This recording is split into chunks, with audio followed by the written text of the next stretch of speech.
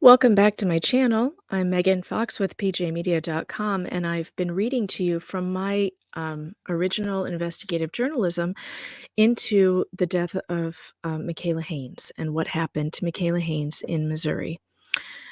This is part 3. If you have not listened to part 1 and part 2, please do go and find those on my channel first so that this will make more sense to you. This is going to be part 3 of the case of Mikaela Haynes, which should really get more attention than it has. Because if you want to know about the kind of corruption that can go on in family court and how children are affected, irreparably affected, this is one of the cases that should be blasted out to the nation, as loud as possible. So I'm hoping to get more attention on this. And if you're one of my regular viewers who tunes in for pop culture stuff, this is a true crime. This could be a true crime documentary, and I would really encourage you to please stick around and listen to it because it's very important for one family and for the children in Missouri that this gets out there. All right, so I wrote this on November 22nd of 2021. Missouri guardian ad litem served in wrongful death suit for the suicide of 14-year-old abuse victim Mikaela Haynes. Mikaela Haynes took her own life at the tender age of 14 when the professionals in the Missouri Family Court System and Department of Family Services failed to protect her from her father, a convicted child rapist. PJ Media reported extensively on that story, and I've linked it there and there. I will also link the in the description so you guys can read these articles. A wrongful death suit was filed in Missouri's federal court on November 11th, naming guardian ad litem gal Jennifer Williams, Bernice Haynes, grandmother of Mikaela, and Charles Haynes, father and convicted pedophile, as defendants in the death of the abused minor. The lawsuit brought by Mikaela's mother, Cynthia Randolph, alleges that Williams had multiple conflicts of interest, failed to report abuse as a mandated reporter, and failed to report to the court that Charles Haynes was on tape threatening to kill a criminal witness. His stepdaughter, whom he raped, among other outrages, was Melissa Hogg. Williams, reports the suit, did everything in her power to keep the pedophile's access to his young daughters, including Mikaela, who later hung herself to escape her father and the abuse by the Missouri family court system. And this is a quote from the lawsuit. In June or July of 2016, plaintiff told Williams that Charles has been threatening to kill plaintiff and victim because the victim disclosed to the police Charles's sexual abuse of her. Plaintiff told Williams that the Ripley County Sheriff had a recording of Charles's threats against plaintiff and victim. That recording was logged into evidence in the state of Missouri v. Charles Haynes. Williams refused to review the video. The suit alleges that Williams used false allegations of educational neglect that allowed the court to remove them from their mother's custody and place the children in the care of Bernice Haynes, Charles's mother. Haynes, the court admitted, did not supervise him around his children. Judge John Schock was aware that Bernice Haynes did not supervise the rapist and gave the children to her anyway, with an order for liberal visitation with their rapist father. Schock wrote on December 15, 2016, after all the evidence was presented, the guardian ad litem testified that even though she has concerns about Bernice Haynes' failure to fully supervise father's visits in the past, her recommendation is that minor children be placed with Bernice Haynes. Williams told the court that the children would be in a better home with Bernice than with their mother, and the court agreed. At the conclusion of the hearing, Williams told the divorce court that being fairly informed, it was her opinion that the educational endeavors of the girls have been hindered and had not been pursued appropriately by plaintiff based on what I am being told by the children. I have great concerns about their education.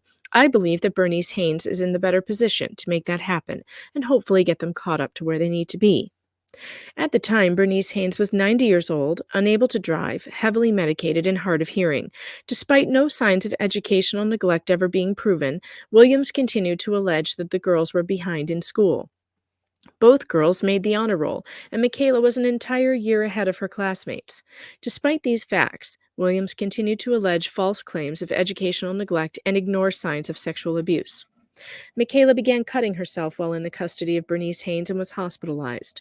The doctors who saw her there refused to return her to her grandmother's care, recognizing that there was serious abuse going on in her home. Williams then demanded that Mikaela and her younger sister be turned over to foster care instead of returning them to her mother, who was never accused of any child abuse, only educational neglect, which was proven false. The court continued to listen to Williams, and Mikaela and her younger sister were sent to foster care against their wishes, furthering their trauma by the system. After being presented with the evidence that the children were doing well in school, Williams did not change her opinion and instead threatened Randolph, according to the lawsuit, and continued to keep her children from her. And this is again a quote from the lawsuit. Plaintiff provided the Wechsler's individual assessment test results to Williams as proof that the plaintiff did not neglect MH's educational needs. That would be Mikaela's educational needs. Plaintiff asked Williams to file the test results with the divorce court.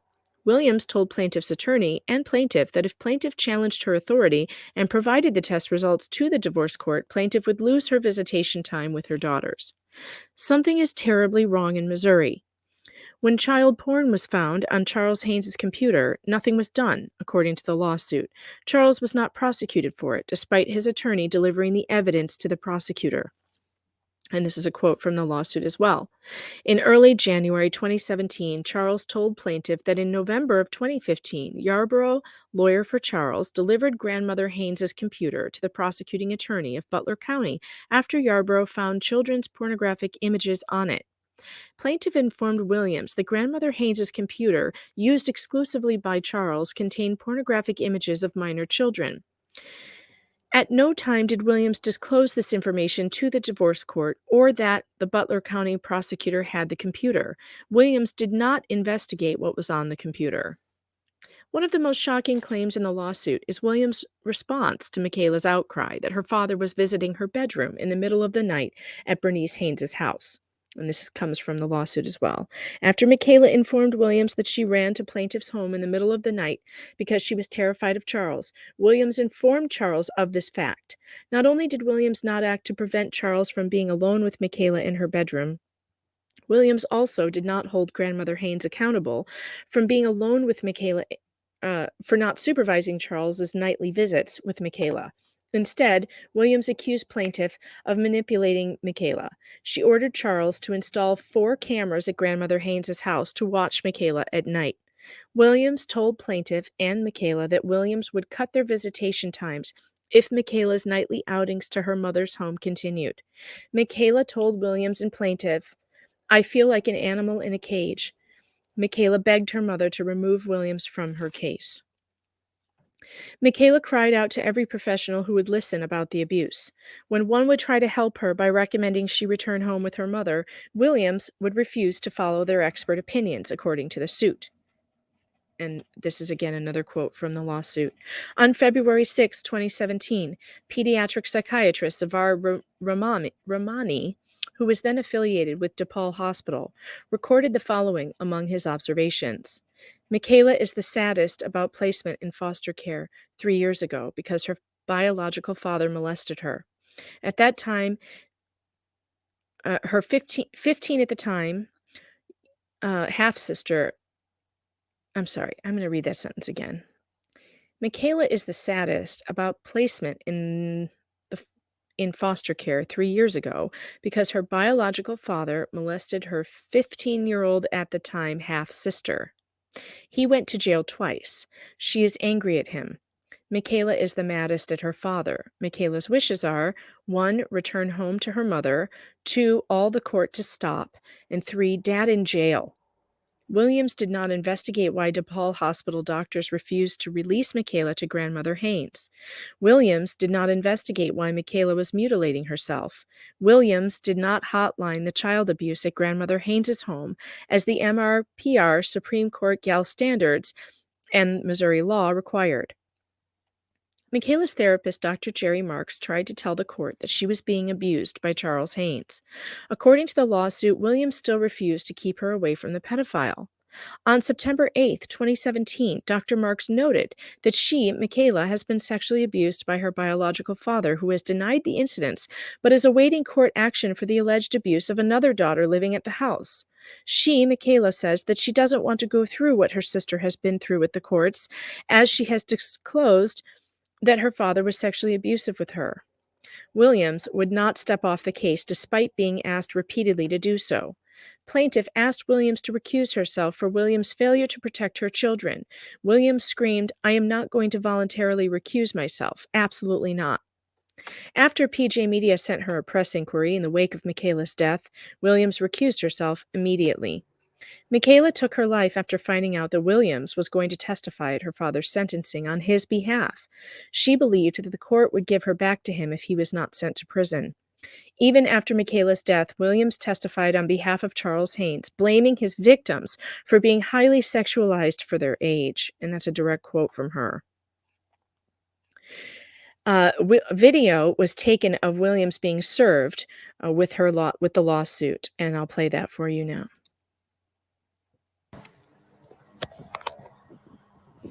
Hey, buddy, what you doing? I was waiting on you. You was waiting on me? I had a feeling. You had a feeling. I printed them on 2 different printers. Thanks for tuning in. You can also, on this article, see the entire lawsuit. It is embedded into the article, and I will send that. I'll put that in the description so that you can click on it and read it. And please do share this video with others interested in the protection of children. This is one of those kinds of cases that really should have national attention, but so far has not received that. Thanks for listening. Don't forget to like and subscribe. I'll be back.